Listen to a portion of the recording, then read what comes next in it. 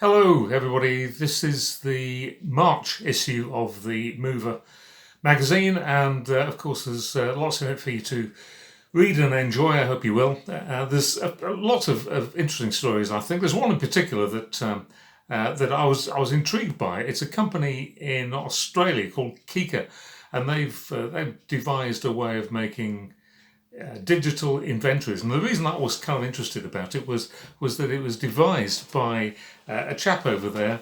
His name is Damien Pahulu. Damien Pahulu, and he was a guy who was a contractor, and he got fed up of using the systems that he was required to use for doing digital inventories. So he invented his own, which I thought was a pretty innovative thing to do. And as you know, we always like to try to help out people that are showing a bit of initiative, as it were. And so there's a story in the magazine. Have a read of it. It's on page 8 of the March issue. We've also got a somewhat disturbing story, I suppose, which is from S. Jones in the UK. They're a company that supplies containers, and they're talking about how there is a lot of scamming of people because containers are in short supply.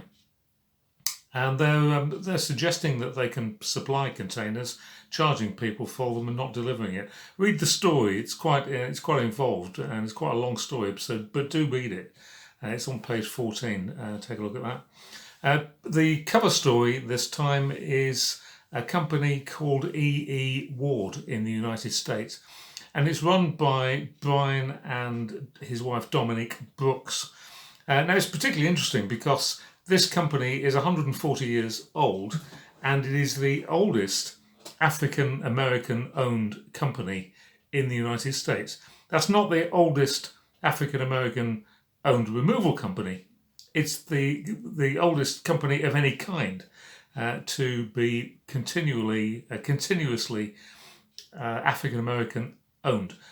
Which makes it kind of interesting, and that was the thing that attracted me to write the story. But actually, when you get into the story, there's lots more going on there. That's not really what the story's about, including a new brand of clothing that Dominique has devised that they sell, which rather illustrates how you can do all kinds of different things to create different revenue streams. But have a look at the story anyway. It's a real good story. I'm really pleased with that one.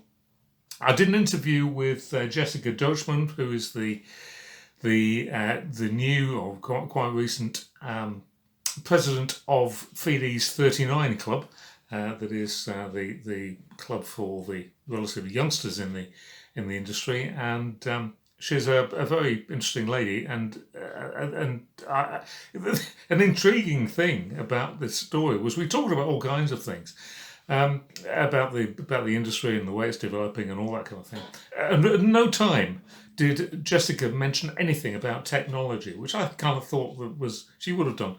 And I questioned her about it, and I suppose her answer was really not surprising, in that she doesn't really consider it to be an issue at all. It's just there, and somebody of my generation would have been thinking that was a big issue, but for her it really wasn't. It's just a fact of life.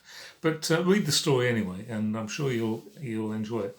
And one other story that I really urge you to read is one that I wrote about Scope 3 emissions. Now this sounds dry and boring, and but it isn't, and it's all about the way in which companies are required to take responsibility for the emissions that they create, not just the ones that they create directly, but the ones that their entire supply chains create too. Now that applies to you, but it also applies to your customers. And so the whole point is that it's that your customers have a responsibility to help you in preventing the emissions that you create on their behalf.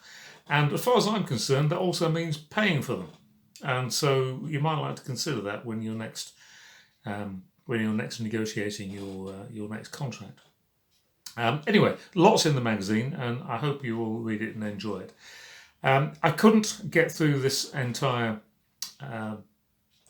a presentation today without saying something about Ukraine. Frankly, I don't know what to say, apart from that it's a desperately, desperately sad situation, and the thoughts of all our friends in Ukraine and, of course, our industry partners in Russia too are with us.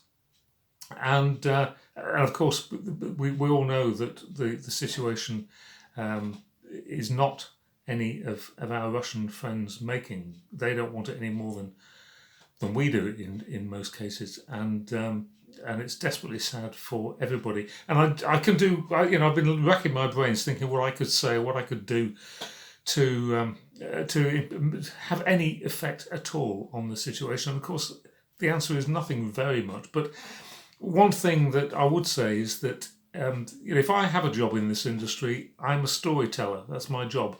And the people that are in conflict at the moment have a story to tell. They may not want to tell it now, they may want to tell it later.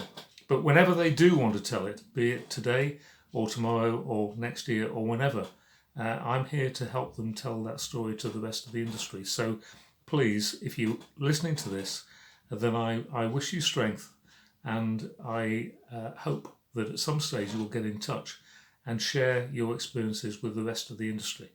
And well, that's really all I've got to say on the subject, for lack of anything else that I could possibly say that would make any difference. But our thoughts are, of course, with you. Anyway, read the magazine. I hope you enjoy it, and I'll see you next time.